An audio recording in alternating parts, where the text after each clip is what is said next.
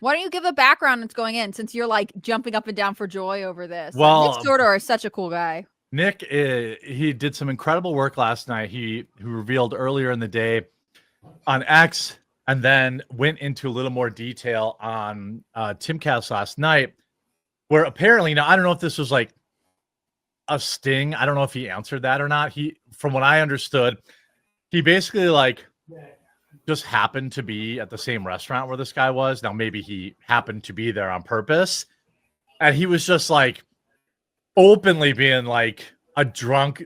By the way, let's all remember what Swalwell will really be known for. That will be his epic TDS more than anything else. Well, there's that, and then his epic fart on TV. I think that was one of the best. But he was just like openly saying, yeah, I just want, I know, sorry, we got to be boys here, Hannah Claire, but this is an important piece of history here. I just want to just remind people that this is real and it happened. Here is Eric Swalwell talking on MSNBC. Evidence is uncontradicted that the president used taxpayer dollars to ask the Ukrainians to help him cheat an election. I'm just saying, just so everyone knows, that happened on national television. So he's talking about basically like, hey, I want to subpoena Ivanka Trump because she's hot. He also allegedly said, now I talked to Nick and he said this audio won't be out till later today. But I believe he's not stupid enough to just say something this wild without having any evidence. But he also claimed that he said he's sick of banging his wife. He only wants to bang 9s and 10s in Washington, D.C. Like, just the most, like, the heinous stuff that you could imagine. He was saying it out loud for many people to hear. Is this the same wife that he had when he was with Fang Fang Fang? Fang? I don't know, because Fang Fang was like 2 years ago. Yeah, she was like 2 years ago, right? Or at least that's when it was found. Let's see. I'm not sure. All you have to do is look up Bang Bang Fang Fang. Yeah. So I was saying, if it's the same one, man, they really should they should maybe get divorced. And I'm not a divorce advocate generally, but this guy's treating her pretty Listen, badly. Mrs. Swalwell, I haven't seen you yet, but if you take care of yourself and you're down with sundresses and long hair, perhaps you can join my group of people that have similar thoughts about things out here in Wisconsin. His wife Brittany is like a decent looking woman. I don't know why the stuff he said is just so bad. Like, outside of the political stuff, how he's abusing his political power to, subpoena chicks he thinks hot. Imagine his wife. Like, you got to hear in 4K your husband being like, I'm sick of banging her. I just want to bang other chicks in DC. Like, oof. It just seems like I don't know enough about. I know like the scandalous stuff, but I don't know enough about his personal life to be like, what are your redeeming qualities?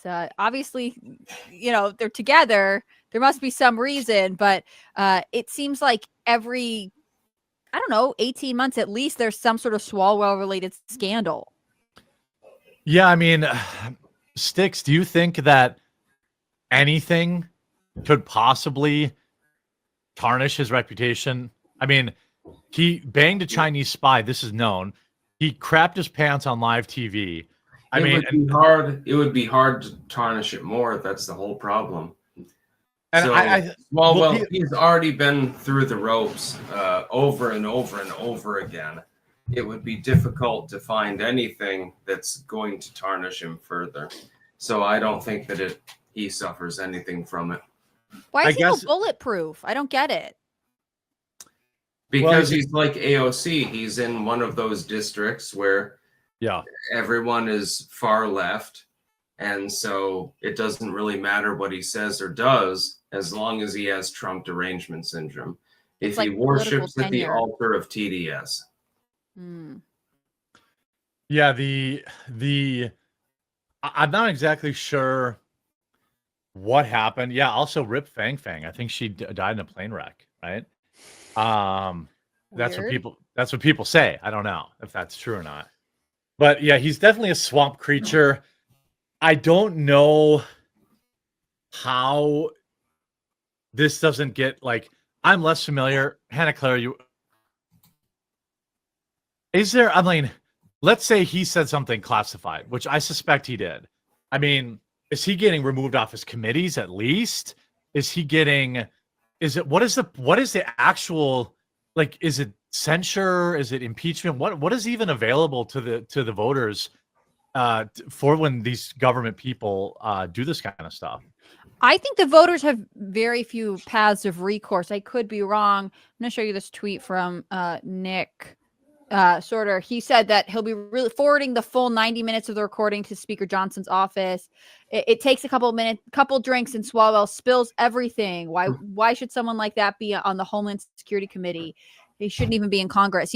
Removing him from office, I think, really is up to the voters when he's next up for re-election. He could be censured by Congress, from what I understand. But will he? I mean, it seems like people who do the wrong thing, who actually compromise national security in Congress, don't really get anything. But then people who are like too political or kind of scandalous on social media get in trouble. I mean, wasn't it Marjorie Taylor Greene got censured at one point for a spicy tweet? Yep. But does that even mean anything? You know what I mean? Like, does it get even removed do from anything? committee in some circumstances, like Marjorie Taylor Greene did? Yeah. But what? Do you get paid more for money like a if you're year, on right? committees? And then you can go back on. It's not. Yeah. permanent. Do they get more money when they're on a committee? Like, it's like when you're a teacher in a school, if you also, coach the basketball team, you get a little extra money. I wonder if they get a little more money for being on committees. I don't know that answer. I think they do. I don't know if they get more money, but it's the influence, right? Like, if you're on the Homeland Security Committee, especially if you're on it for long enough and you get seniority, you are able to help dictate what bills make it to the floor. You're also, for Homeland Security in particular, probably briefed on classified information, and so you have influence that other people don't have. That's why, like, the Ways and Means Committee is so desirable, because it decides how Congress operates. There are other committees and subcommittees that people might be on because they have a special philosophical interest in it. But there are certain committees in Congress that are about being able to wield power. Yeah, I don't know if, I don't know if this sinks in, because I've never seen any politician.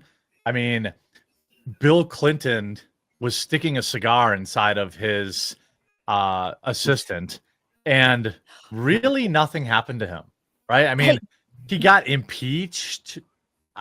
So, you know what I mean? Like, I don't really understand it. Well, did you see that Monica Lewinsky is going on the Call Her Daddy podcast? Yeah. Hey, by the way, good for her. She like took pretty good care of herself.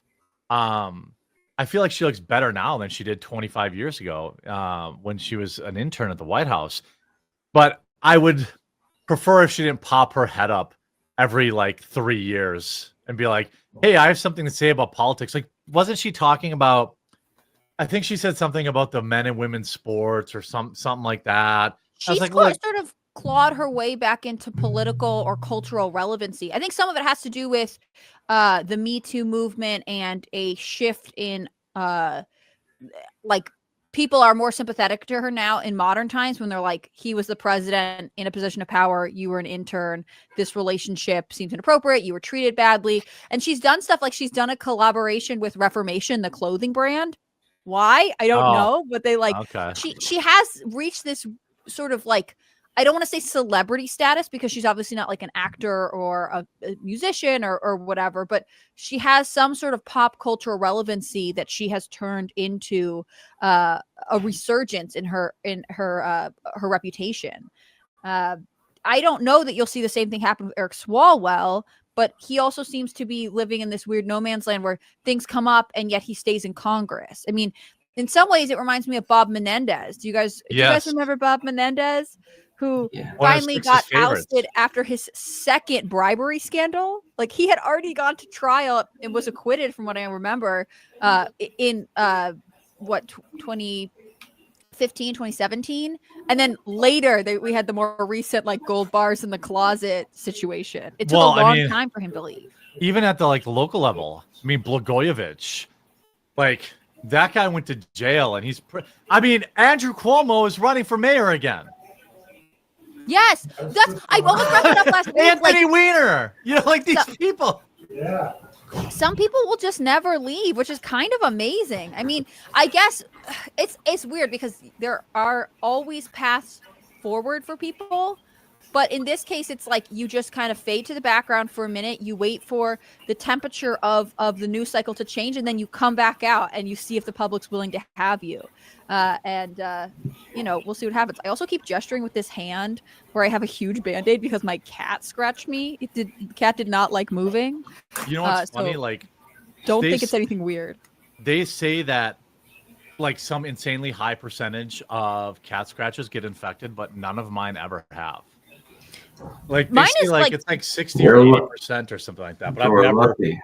Yeah, I must be. Like I've never had. It can be really dangerous. I know. Like it's something you that, shouldn't like, be cleaning litter pregnant. Boxes. I don't clean the litter boxes now that I'm pregnant, but yeah, shout out to that. I feel like I have to monitor it more carefully. I've always had cats. I've had them growing up and stuff, and like it's similar. Like I can't really think of any that got infected. Some are kind of deep. Like if you have a cat that's like part Maine Coon or whatever, their claws. I had one that went like all the way down like my lifeline on my hand.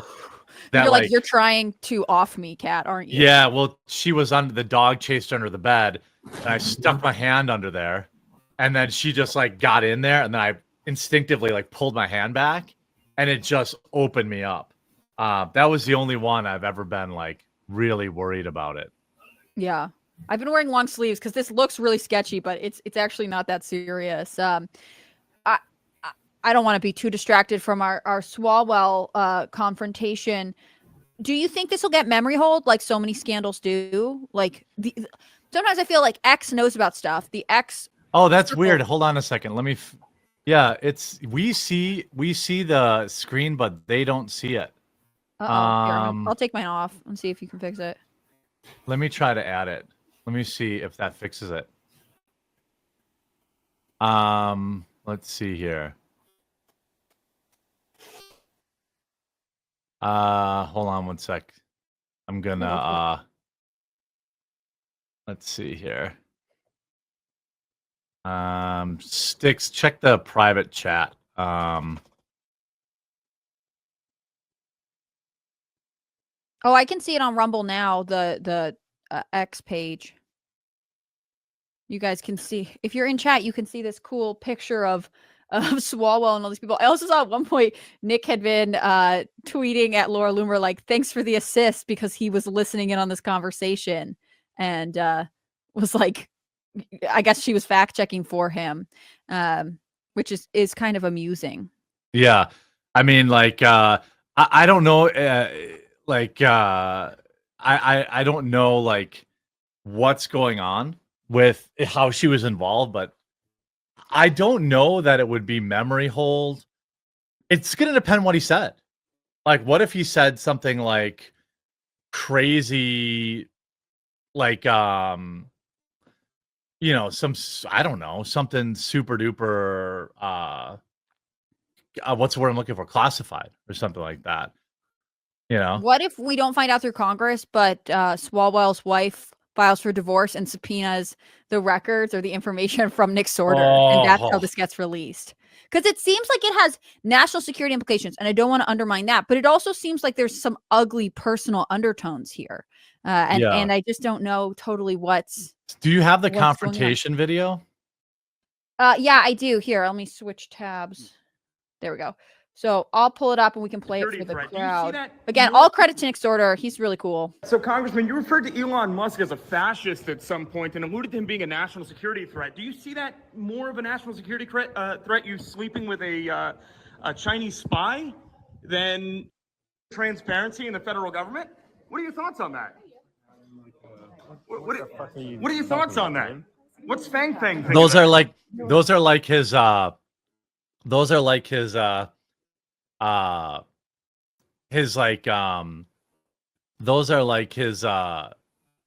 lobbyists, aren't they? Yeah, they're like his staff real, or something. Yeah. And they're trying to get in between. What's fascistic about exposing government corruption? I mean, I know you're just at dinner now with a bunch of lobbyists. You know, they're buying you a bunch of booze, and you know that's all. Has anybody identified the lobbyists? Like what specific group they're affiliated with? No, I mean not yet. I assume that we would find out. Like, we're gonna find out.